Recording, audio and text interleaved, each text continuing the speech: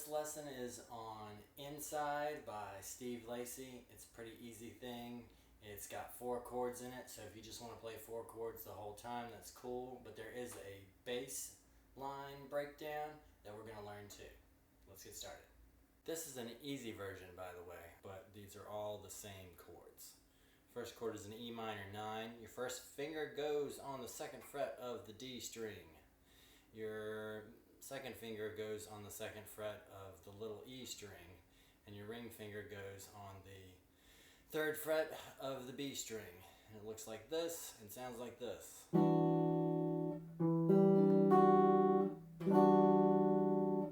Your second chord is a G chord, and it's played like this.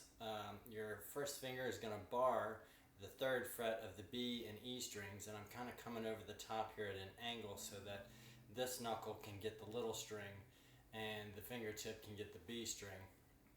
And then I'm taking my second finger and it's going to the 4th fret of the G, and the ring finger and it's going to the 5th fret of the D, and I'm playing those 4 strings that I'm covering. Then you're going to slide that chord up 2 frets to the A, and you're keeping the same shape. You're moving down for the next chord to a D major 7 add 9. So, but it's an easy chord to play even though it has a difficult name.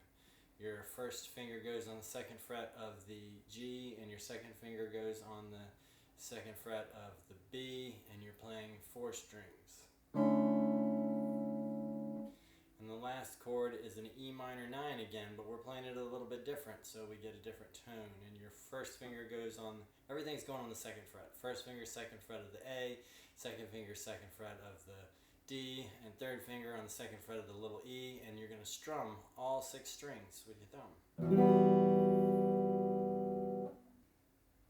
What's happening with the right hand is that you're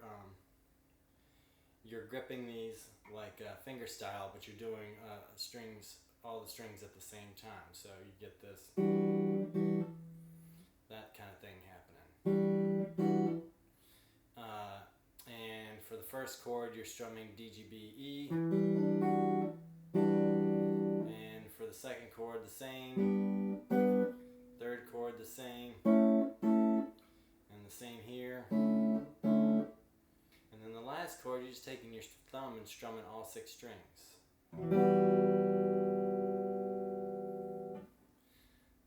Let's go over the rhythm. So you have this 3 count that's happening for each strumming chord, like 1, 2, 3, 1, 2, 3, 1, 2, 3, 1, 2, 3. And then you get to the next chord and you're doing counts of 2, 1, 2, 1, 2, and then back to 3, 1, 2, 3, 1, 2, 3.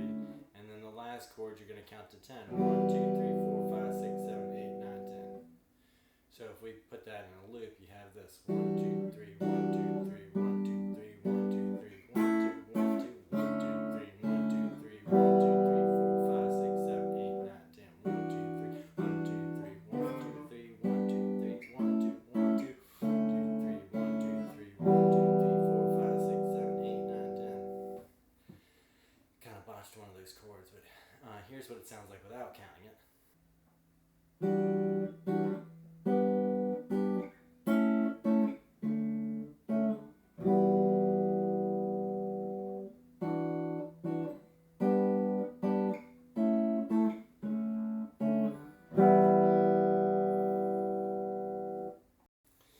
Let's check out that bass line for like an interlude part that happens.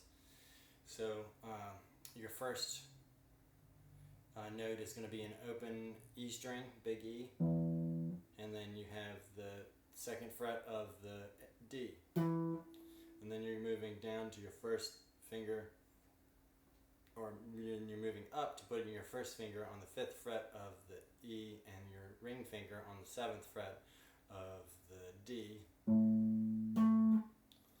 and then you're going to do a 5 slide to 7, and then with your first finger on the E string, and then your ring finger is going to play a 9 on the D string. So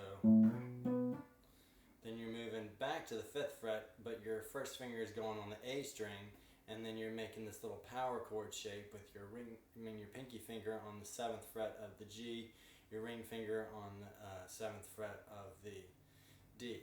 So that part is, and then you after, so you've got.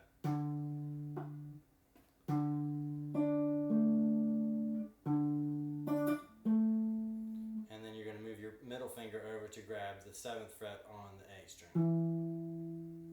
So all of that together sounds like this.